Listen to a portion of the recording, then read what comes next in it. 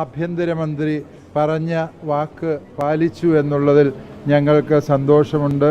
സംസ്ഥാന സർക്കാരിൻ്റെ എതിർപ്പിനെ അവഗണിച്ചുകൊണ്ട് തന്നെ ഈ കാര്യത്തിൽ കാര്യമായ ഇടപെടൽ കേന്ദ്ര സർക്കാരിൻ്റെ ഭാഗത്തു നിന്നുണ്ടായി എന്നുള്ളതാണ് ഇതുമായി ബന്ധപ്പെട്ടവരുമായുള്ള സംസാരത്തിൽ നിന്ന് എനിക്ക് മനസ്സിലാക്കാൻ കഴിഞ്ഞത്.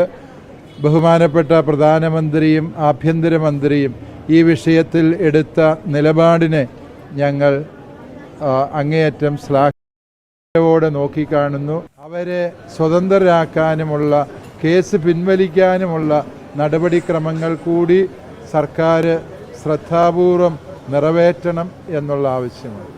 ഇതിൻ്റെ അകത്ത് നീതി കിട്ടിയെന്ന് പറയുമ്പോൾ ഇതിനകത്തൊരു രാഷ്ട്രീയം ഉണ്ടായിരുന്നു എന്നത് ഒരു വാസ്തവമല്ല. അതിപ്പോൾ കേന്ദ്ര സർക്കാരിന് നന്ദി പറയുമ്പോൾ പോലും അതേ കേന്ദ്രം ഭരിക്കുന്ന BJP തന്നെയാണ് ആ സംസ്ഥാനം ഭരിക്കുന്നത്.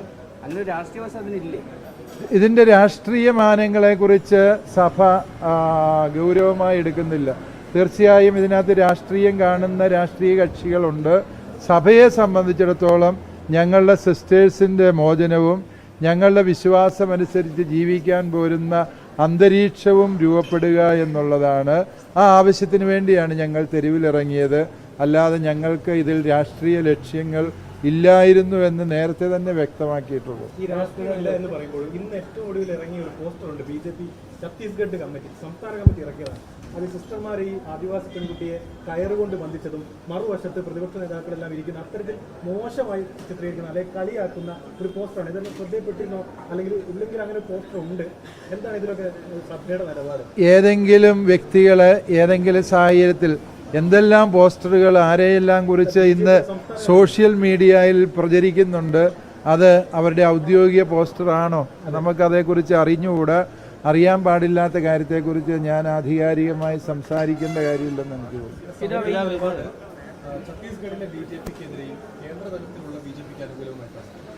അപ്രകാരം ആർക്കെങ്കിലും എതിരും അനുകൂലവും എന്ന് ഞങ്ങൾ പറയുന്നില്ല. ഇവിടെ ഞങ്ങൾക്ക് അനുകൂലമായി കാണുന്നത് ഈ സിസ്റ്റേഴ്സിന് ജാമ്യം ലഭിച്ചു എന്നുള്ളത് അനുകൂലമായ കാര്യമായി ഞങ്ങൾ കരുതുന്നു. ഇത് ഒരു ഒറ്റപ്പെട്ട സംഭവമല്ലല്ലോ. ഇതുപോലെ പല സ്ഥലങ്ങളിലും ഈ ക്രിസ്ത്യൻ മിഷണറിമാർക്കെതിരെ, പള്ളികൾക്കെതിരെ ആക്രമണം നടക്കുന്നുണ്ട്. അതിലൊരു രാഷ്ട്രീയമുണ്ട്. BJP വന്നതിന് ശേഷമാണ് അത് കൂടുതൽ വർദ്ധിച്ചത്. എന്തുകൊണ്ടാണ് ഈ സഭ ഈ BJPയെ പറയാൻ മടിക്കുന്നത്? എന്താണ് BJPയെ പറയാൻ ഞങ്ങൾ ആരും മടിക്കുന്നില്ല എന്നുള്ളത് ഈ ദിവസങ്ങളിൽ ഞങ്ങളുടെ പ്രവർത്തനങ്ങളും സംസാരങ്ങളും റിപ്പോർട്ട് ചെയ്ത് നിങ്ങൾക്കറിയാമല്ലോ. ഞങ്ങളാരും അതിനെക്കുറിച്ച് മടിക്കുന്നില്ല. ഏതെങ്കിലും രാഷ്ട്രീയ ലക്ഷ്യത്തോടെ ഒരു പാർട്ടിയെ നിരന്തരമായി ആക്രമിച്ചുകൊണ്ടിരിക്കുക എന്നുള്ളത് ഞങ്ങളുടെ നിലപാടല്ല. അത് ആ നിലപാടുള്ളവരത് ചെയ്യുന്നു. ഞങ്ങൾക്ക് ആ ഒരു നിലപാടില്ല. ഈ സംഘപരിവാറാണ് ഇതിന് പിന്നിലെന്ന് ആവർത്തിച്ച് പറഞ്ഞു എന്ന് പറയുന്നു. അങ്ങനെയാണെങ്കിൽ അതേ സംവിധാനം തന്നെയല്ല കേന്ദ്ര സർക്കാർ. ഇത് തെറ്റ് ചെയ്തതിന് ശേഷം അവർക്ക് ഏതെങ്കിലും സമയത്ത് നീതി നേടിക്കൊടുക്കുക, അതിനെ നിങ്ങൾ വീണ്ടും പറയുന്നതിൽ എന്താണ് അർത്ഥമുള്ളത്? മുറിവുണക്കാനായിട്ട് മുറിവുണ്ടാക്കുക എന്ന് പറഞ്ഞ പോലെയല്ലേ? തെറ്റ് പറ്റിയെങ്കിൽ അത് തിരുത്താൻ കാണിക്കുന്ന ആർജവത്വത്തെ ഞങ്ങൾ അംഗീകരിക്കുന്നു. അതാണ് ഞാനിവിടെ ഉദ്ദേശിച്ചത്. ഇത്തരം സംഭവങ്ങളും സഭയുടെ ഭാഗത്തെ പ്രതികരണങ്ങളും ഇനിയും ഇത്തരം സംഭവങ്ങൾ ആവർത്തിക്കാതിരിക്കാൻ ഉത്തരവാദപ്പെട്ടവരെ പ്രേരിപ്പിക്കും എന്നാണ് ഞങ്ങളുടെ വിശ്വാസം.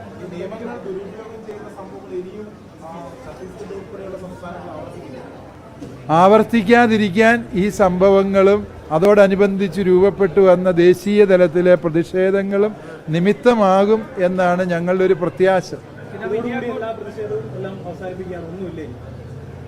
ഈ വിഷയത്തിൽ അവരുടെ ജാമ്യത്തിന് വേണ്ടി ഞങ്ങൾ നടത്തിയ പ്രതിഷേധങ്ങൾ ഇവിടെ അവസാനിക്കുകയാണ്.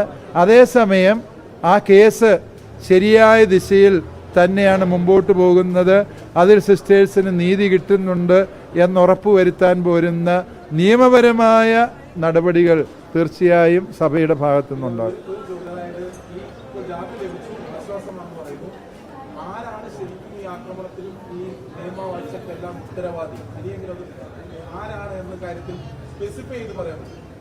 സ്പെസിഫൈ ചെയ്ത് പറയാവുന്നത് ഈ പല സംസ്ഥാനങ്ങളിലും രൂപീകരിച്ചിട്ടുള്ള മതപരിവർത്തന നിരോധന നിയമമുണ്ട്.